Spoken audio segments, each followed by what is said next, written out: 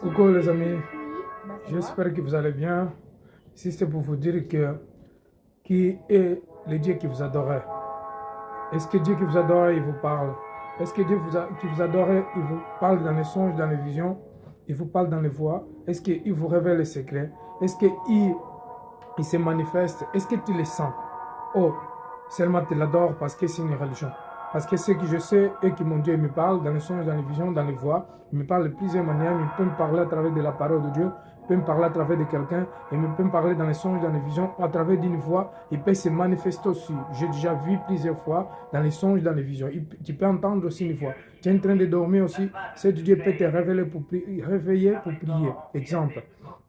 Mais ce que je sais est que le Dieu des musulmans, il ne parle pas, il ne se manifeste pas. Il a parlé selon leur prophète, mais aujourd'hui, il ne parle plus, donc il est mort, il n'est pas vivant. Et le Dieu de Bouddha, il ne parle pas non plus. Donc c'est un Dieu qui ne peut pas résister le mort, qui ne peut pas faire des miracles, qui ne peut rien faire. Et le Dieu des hindous, c'est un Dieu mort aussi, puisqu'ils adorent les morts, les arbres et les éléphants, qui ne peut pas lui donner la vie, qui ne peut pas les sauver non plus. Alors, mon Dieu, il est vivant, il est puissant, il opère des produits des miracles, il donne la vie. Si quelqu'un il meurt et il les ressuscite des morts, oh, il lui donne la vie éternelle. Alors, les dieux des hindous, ils ne parlent pas. Les dieux Krishna, ils ne parlent pas. Donc, tous ces dieux de ce monde, ils ne peuvent pas parler parce que c'est un Dieu mort. Bien aimé, les dieux morts.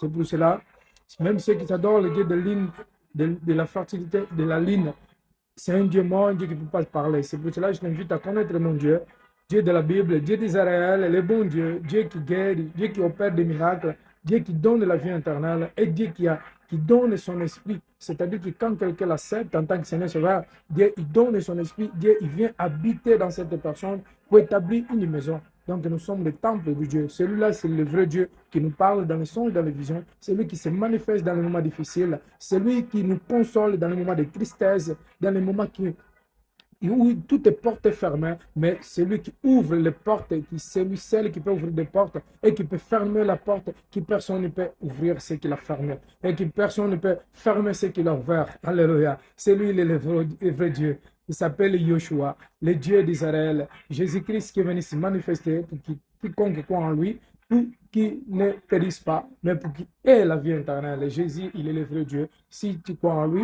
accepte-le. Confesse dans ta bouche que je t'accepte aujourd'hui, Jésus-Christ, en tant que Seigneur Sauveur. Tu es le vrai Dieu qui est mort pour moi, pour me sauver, pour pardonner mes péchés. Bien aimé, vous ne connaissez pas pourquoi Dieu s'est manifesté au nom de Jésus-Christ. Mais j'aimerais vous parler dans les prochaines vidéos. Soyez bénis, que la paix de notre Seigneur Jésus-Christ soit avec toi. Bonne santé cette année, de bonnes choses dans ta vie, tout ce qui est bloqué, qui soit débloqué dans les